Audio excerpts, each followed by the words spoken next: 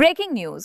আচমকা সাডেনলি লাইভে এসে আজ সরকারি কর্মচারীদের উদ্দেশ্যে একদম স্পষ্ট ভাষায় বড় বার্তা দিলেন আন্দোলনের পরিচিত কণ্ঠ। তিনি বলেন, আজ আমি এখানে এসেছি আপনাদের সাথে কিছু জরুরি কথা শেয়ার করতে, কারণ সামনের সময় খুব গুরুত্বপূর্ণ।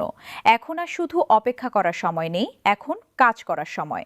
তিনি বলেন, এর আগে যে অনশন কর্মসূচি ঘোষণা করা হয়েছিল সেটি একটি জাতীয় শোকের কারণে স্থগিত করতে হয়েছিল, কিন্তু এবার সেই কর্মসূচি আবার নতুন করে ঘোষণা হয়েছে এবং এটি শুধু কর্মসূচি নয়, এটা হলো প্রমাণের দিন, এটা হলো সিদ্ধান্তের দিন, এটা হলো কর্মচারীদের আসল পরিচয় বের হওয়ার দিন।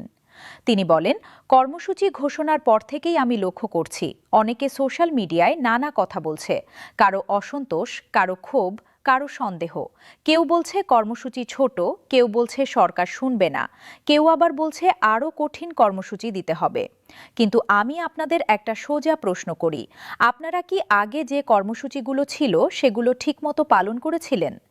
জেলা উপজেলায় ডাক ছিল, অনেকে তো বেরি হননি, অনেক জায়গায় মানুষ ছিল না। আমরা তো জানি কোথায় কত উপস্থিতি ছিল, আমরা জানি কে মাঠে দাঁড়িয়েছে আর কে শুধু কমেন্টে হইচই করেছে। তিনি বলেন, এই বাস্তবতা মাথায় রেখে এখন যারা হুট করে বড় কথার লাফ মারছে তাদেরকে আগে জবাব দিতে হবে। আপনি আগে দেখান আপনি ছোট কর্মসূচি পালন করতে পারেন, তারপর বড় কর্মসূচির কথা বলবেন। কারণ সাহস শুধু মুখে থাকলে চলবে না, সাহস মাঠে গিয়ে প্রমাণ করতে হয়। বক্তা এখানে একদম সহজ করে বলেন, আপনি আগে হালকা ওজনটা নিতে পারবেন কিনা দেখেন, তারপর ভারী ওজনের কথা বলেন। কারণ অনেক সময় দেখা যায় মানুষ বড় বড় কথা বলে, কিন্তু বাস্তবে একটা ছোট জিনিসও তুলতে পারে না, তখন বড় কথার কোনো দাম থাকে না। তিনি বলেন, যারা বাজে মন্তব্য করে, গালি দেয়, খোঁচা মারে, অপমান করে, ভিউ ব্যবসায়ী বলে ট্যাগ লাগায়, এসব লোকদের চিনতে কষ্ট নেই।